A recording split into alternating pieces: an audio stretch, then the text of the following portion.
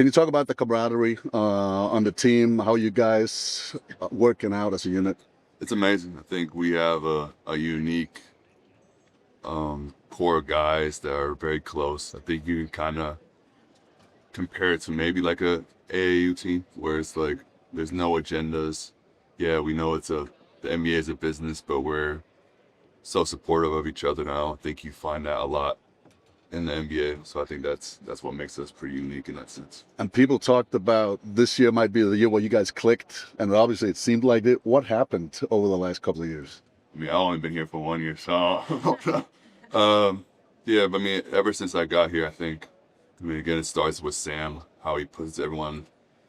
He built the right culture, and so it's easy to come in, fit right in, and he also finds the right people to build that culture. And yeah, I mean, I think we just have a great group of guys, a competitive group of guys, and that's what makes everything click. The right answer would have been you. The right answer would have been you.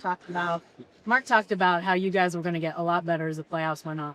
And it was going to be a growing opportunity, but yet it's an opportunity now to win a championship. How have you guys balanced those two? And do you feel like now it's sort of a grab this opportunity with both hands? Yeah, I mean, I think we do a good job of just focusing on the present moment. We have a 0-0 mindset, I think. But again, we also take stuff from past series. I think Denver series probably helped us the most, to be honest. I think Denver series, there was games we should have won, but they just didn't execute at the end of the game. So I think being in those situations, going through those things together, helped us then get better. But again, we have to come in. We have to, like Mark says, go hunt again, go be that dominant team, and don't take anything for granted. Is that a decision when you came here? Yeah, I mean, I think this was it was very. I mean, OKC was a team where I looked at and I thought I could help them a lot to get to this next stage. And I think, again, you can't skip steps, and so I wasn't going into the season that, hey, we're gonna be in the finals, we're gonna do that. I knew we had to go through the steps and get to where we at. But I think we did a good job all season, just having that 0-0 mentality, getting better each day, but then also doing it as a team. So yeah.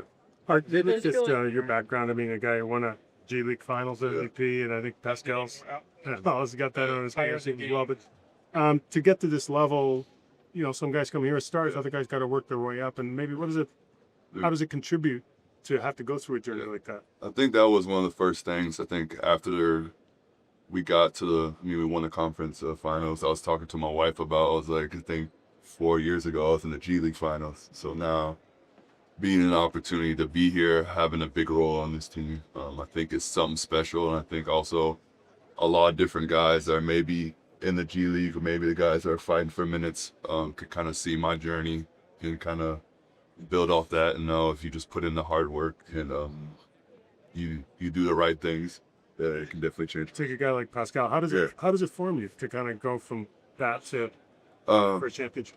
Yeah, I mean, being in the RGV system, I think they didn't really love him because I think they beat him in the finals. So yeah, I think again it's cool, but then you also see what the G League can do for a lot of guys. I mean, I think him being in the G League, then also winning a championship, I think he's done a great job in his career too. What was the toughest part of your journey before this, and did you ever say, man, I might go overseas? Yeah, I think the mental part of it. I think everyone comes into the league.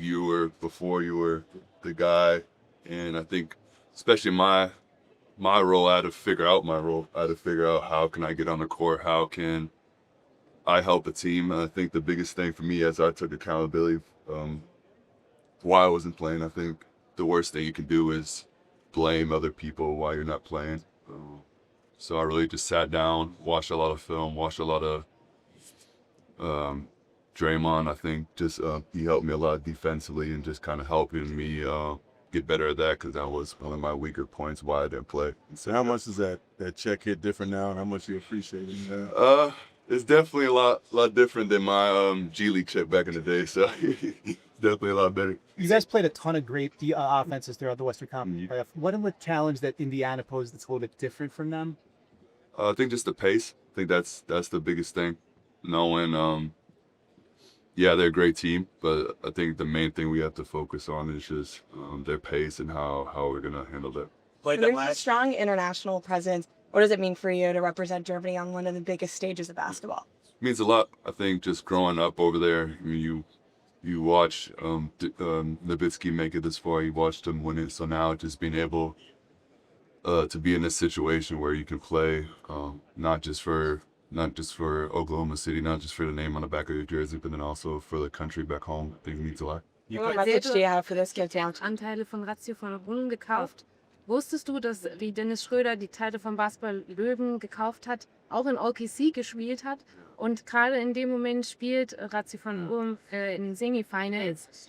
Kannst du da überhaupt ein bisschen was verfolgen? Ja. Wie ist für dich die Situation gerade?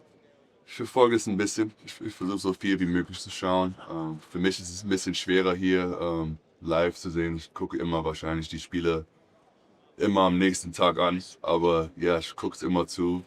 Wir haben das erste Spiel gewonnen gegen Würzburg und das war schon was Cooles. Und dann aber auch einfach zu sehen, wie die jungen Spieler da spielen, die auch wahrscheinlich jetzt nächstes Jahr im Draft kommen. Die machen einen super Job. Und, ja. Wusstest du, dass Dennis Schröder auch in OKC gespielt hat? Ja, ich wusste schon davor. Aber es ist schon was Cooles.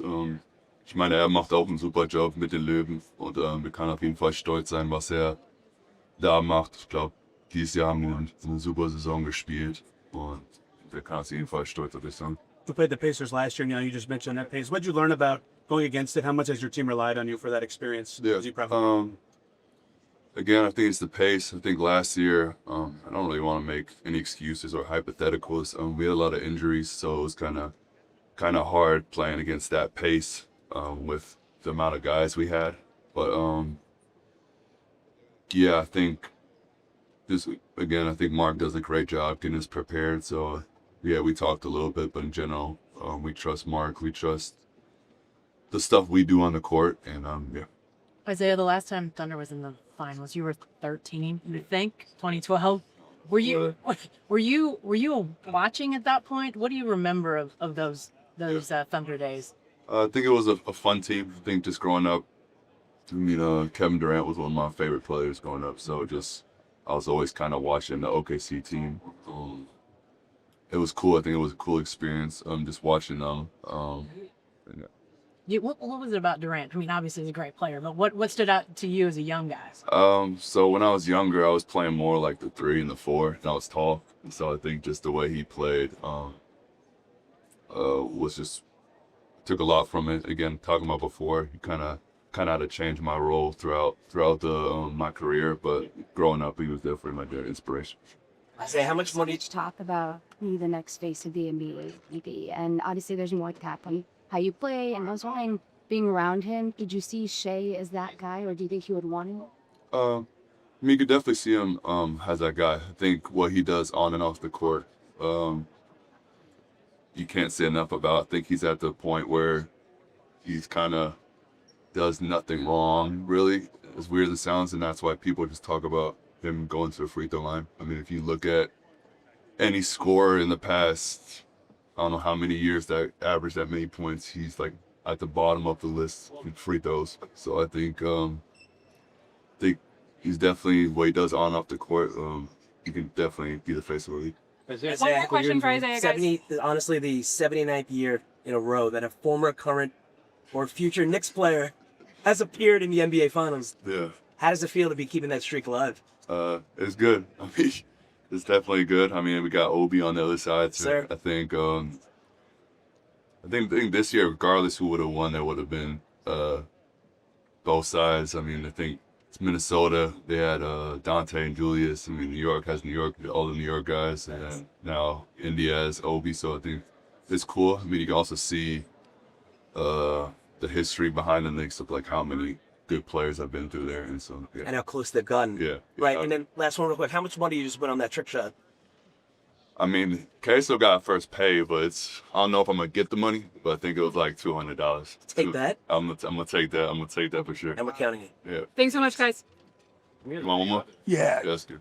Surprised you what happened to Thibodeau, given how far they got. I mean, I'm not really in that situation. I mean, the thing I can say is that Tibbs did a lot for New York. He did a lot, just building that culture over there. So I think I have a lot of respect for him, how he coached the game, how he prepared for each game. Again, he was great for my career, but I mean, what decisions they make, that's on them. But I can only say good things about Tibbs.